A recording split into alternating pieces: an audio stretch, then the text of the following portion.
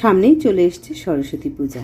সরস্বতী পূজা মানেই লুচি, পাতাকপির ঘন্ট, আরও অনেক অনেক অনেক কিছু। যারা লুচির সাথে কি খাবো ভাবছিলে তাদের জন্য নিয়ে আসলাম পাতাকপির ঘন্ট। এভাবে যদি পাতাকপি রান্না করে লুচি দিয়ে খেতে পারো, আর কিচ্ছু লাগবে না। জাস্ট ট্রাই করে দেখো এইভাবে মটরশুঁটি দিয়ে পাতাকপি ঘন্ট। আস্তে আস্তে চলো রেসিপিটা তোমাদের সাথে শেয়ার করি। ভীষণ ট্রেডিশনাল একটা রেসিপি, সবাই জানো। তারপরে আমি কিভাবে করি সেটাই তোমাদের সাথে শেয়ার করা। প্রথমে কড়াইতে সরিষার তেল দিয়ে নিয়েছি, গোটা জিরা আর তেজপাতা ফোড়ন দিয়ে নিয়েছি। এবার ডুমো করে কেটে রাখা আলুগুলো এই তেলে ভেজে নেব।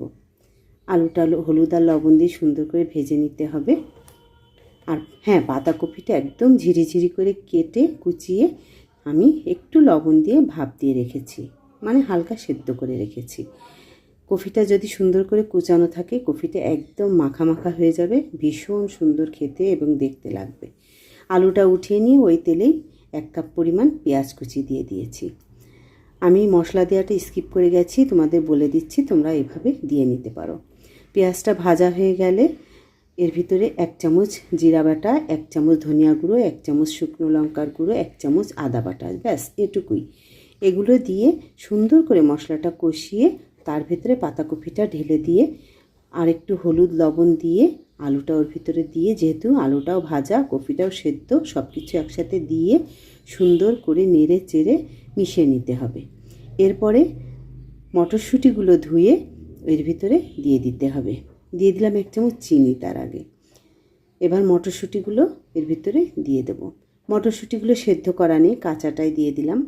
উপরে সামান্য একটু লবণ ছিটিয়ে হালকা মিশিয়ে পাতাকপি দিয়ে ঢাকা দিয়ে 2-5 মিনিট রেখে দেব, একদম নিভু আছে, যাতে ভাপে এটা লবণটা এর ভিতরে চলে যায় এবং নরম হয়ে যায়। এটা তোমরা তেলের সাথে ভেজে নিতে পারো, তবে এভাবে দিলে মটরশুঁটিটা বেশি সবুজ থাকে, দেখতে ভালো লাগে। এবার মটরশুঁটিটা প্রায় সেদ্ধ হয়ে এসছে, আবার সব কিছু নেড়ে চেড়ে ভালো করে মিশিয়ে নিলাম। এই পর্যায়ে দিয়ে দিলাম 1 চামচ গরম মশলার গুঁড়ো, ভেজে নেওয়া গরম মশলার গুঁড়ো, সেটা দিয়ে দিলাম। আর একটু ভাজা ভাজা করে দিয়ে দিলাম আরেকটা স্পেশাল মশলা। এটা কি জানো? এটা হচ্ছে শুকনো লঙ্কা, জিরা, ধনিয়া আর সামান্য পাঁচফোড়ন একসাথে টেলে নিয়ে গুঁড়ো করা। ভীষণ দারুণ একটা মশলা, এটা করে রাখতে পারো, মাঝে মাঝেই কাজে লাগে। এসব ঘন্ট, বিভিন্ন সবজি করতে গেলে, আচারে এই মশলাটা ভীষণ সুন্দর কাজে লাগে। সবাই করে রাখতে পারো। তুমি কড়াইতে দিলে দেখেই বোঝা যাচ্ছে কফিটা কত সুন্দর